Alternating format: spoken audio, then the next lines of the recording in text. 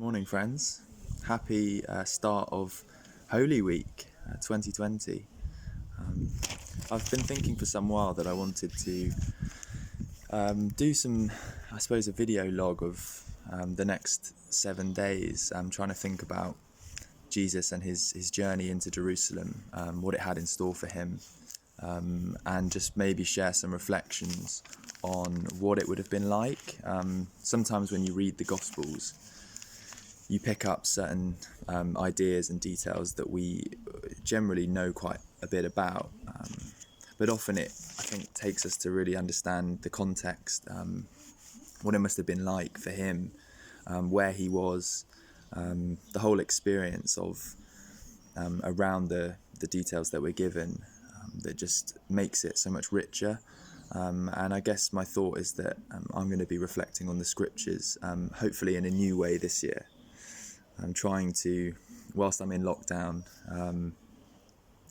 try and reflect on the scriptures in a way that I haven't done before. Try and see more in them, and hopefully can share some of those thoughts. I'm enjoying being in the garden. It's really beautiful. I hope you are also enjoying this fine morning.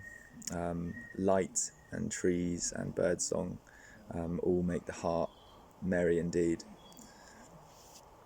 So today is Palm Sunday, and that's the day when we think about Jesus entering Jerusalem as the Messiah, sort of making a public statement of who he was. But actually, looking at the scriptures, I think that the journey starts just before there, really. Jesus has been down in Jericho, which is actually one of the oldest cities in the world.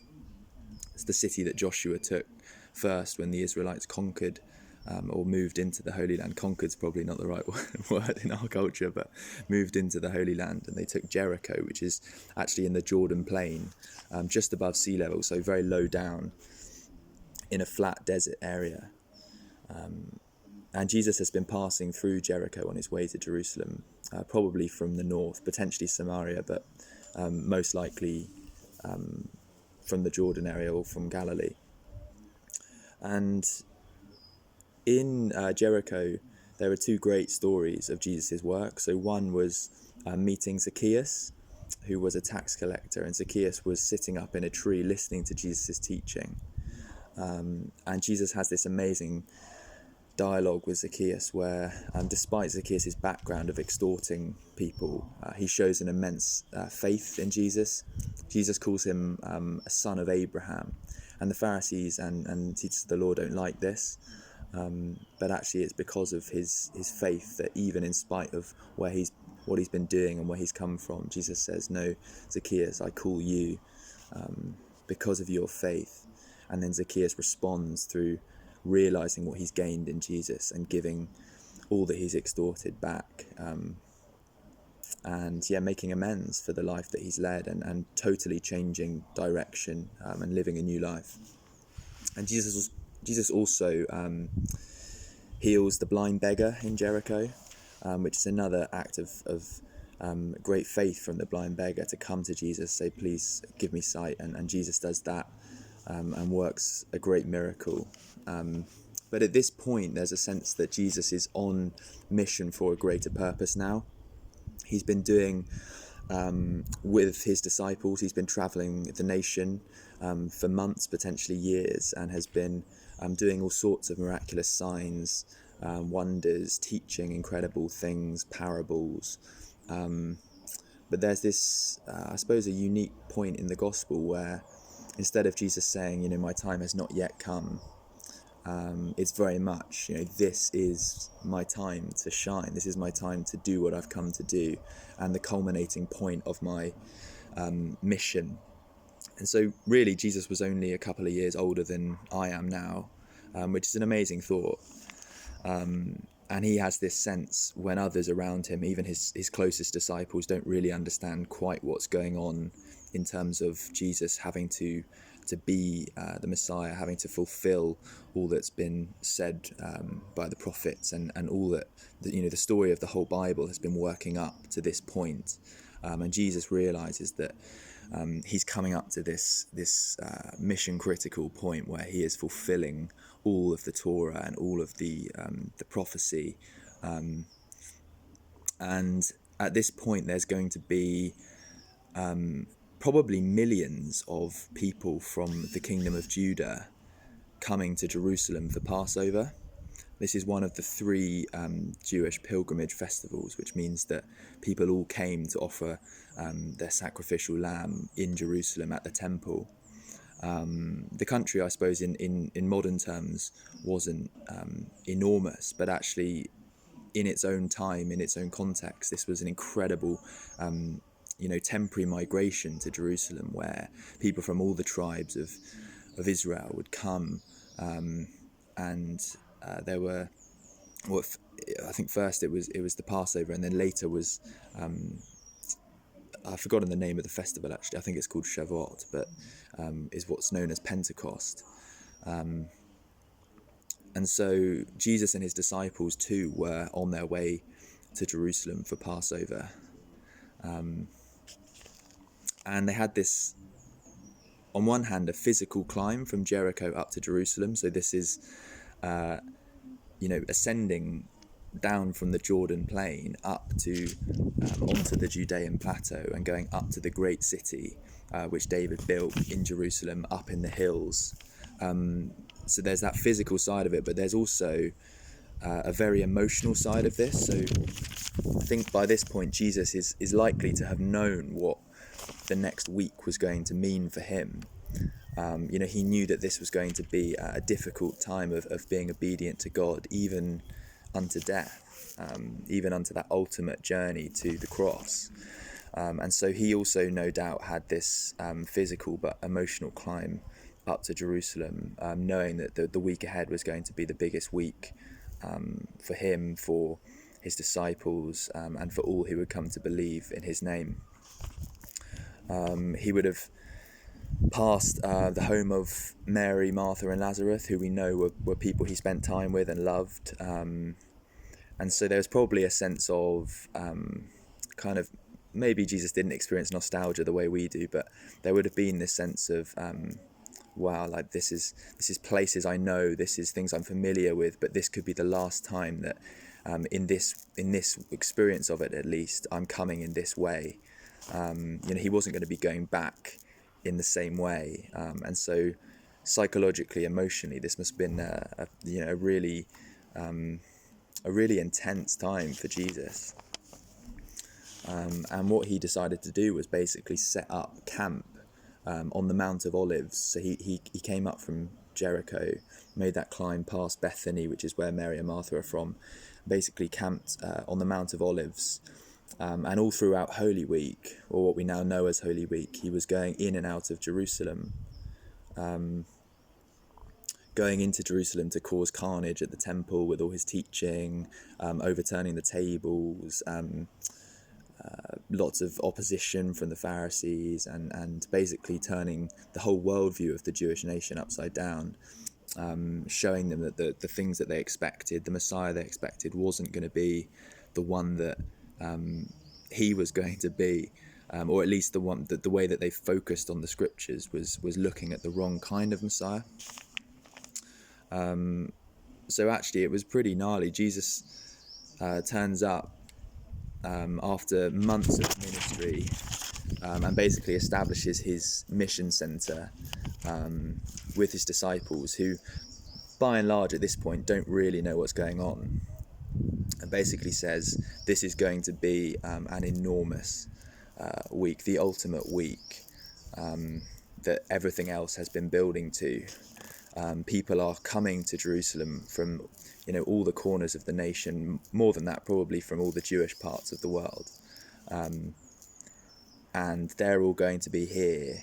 The population is probably going to be 20 times what it normally is, and I'm going to be here bringing a message and bringing an idea, or fulfilling an idea amongst the people that most of them won't be ready for at this point, and it's going to cause rejection after rejection. There's going to be day one, Palm Sunday, I'm going to ride into Jerusalem on the donkey, and my followers are going to put their cloaks down and palm branches and welcome me into the city. But actually, the week is going to be a tough week where the majority of people will reject my teaching. It will cause, it will be immensely divisive, and is actually going to lead to people wanting to put me to death in 5 days' time. So there's this sense that in history, I suppose, all these little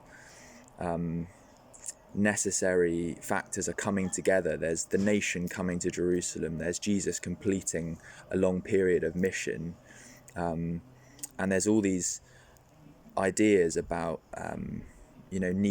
about the Messiah needing to fulfill what's been said in the past, that's coming to fruition at this time. And so Jesus is able to say, unlike in previous times, say, this is my time, this is my week. And one of my reflections, I suppose, is that Jesus, at this point, didn't really have many people to share that with. He knew what was to come. He understood that, and he understood what being obedient to God was going to mean. But even his closest disciples, James, John, Peter, they didn't understand this. Even on Palm Sunday, the way people were acting, welcoming in, the king. He was a king, but people didn't quite realise that he was actually going to be a suffering servant. He was going to be that Passover lamb. They still were expecting the conquering king, in many ways, to come into Jerusalem and to be the head of their nation, and to free them from oppression and all these kinds of things. So Jesus had to show amazing strength and focus and resilience to basically do the will of the Father God, to do the will of his Father and be obedient to God in a world where people really didn't understand what he was at this point coming to accomplish. And then there's this amazing scene where Jesus actually weeps over Jerusalem. So he's coming down the Mount of Olives on day one of Mission Week, which is Palm Sunday, and he's heading down across probably a stream or brook, which would have been in the Kidron Valley, which is the valley running east around the old city of Jerusalem. So he'd have come down the hill on his donkey. People were crying, Hosanna, blessed is he who comes, in the name of the Lord. And he would have come down, crossed this stream or brook, and gone up to one of the main gates on the east side of the temple, straight into the temple area. And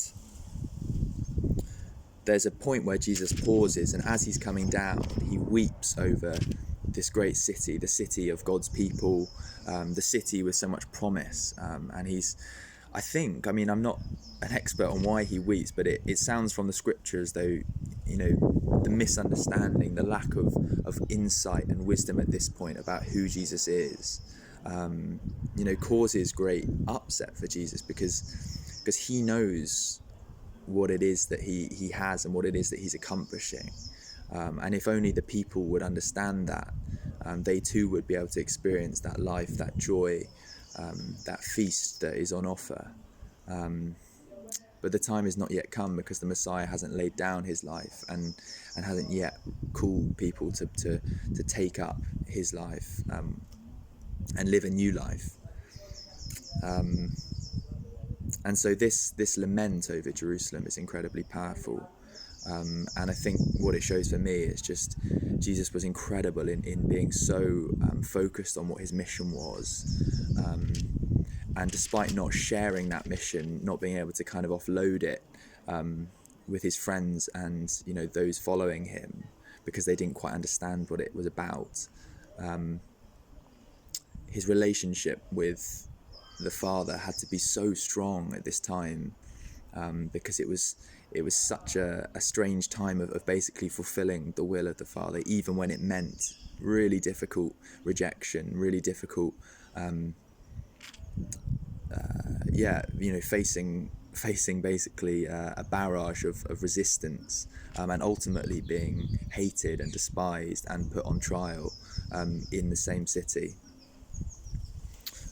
So yeah, more to come. I'm not going to make every video this long, but it's really an opportunity, and I pray for you this week that you can actually, whilst we have this opportunity in lockdown to maybe have more time at home than we would otherwise have, just to meditate and think about what it would have been like on each of these days for Jesus. Maybe look through the scriptures, see what he was doing, and see I suppose in one short space of time how he was to radically reshape what it meant to know God, to relate to God, what it meant for the Jewish people if they were going to accept or reject the Messiah.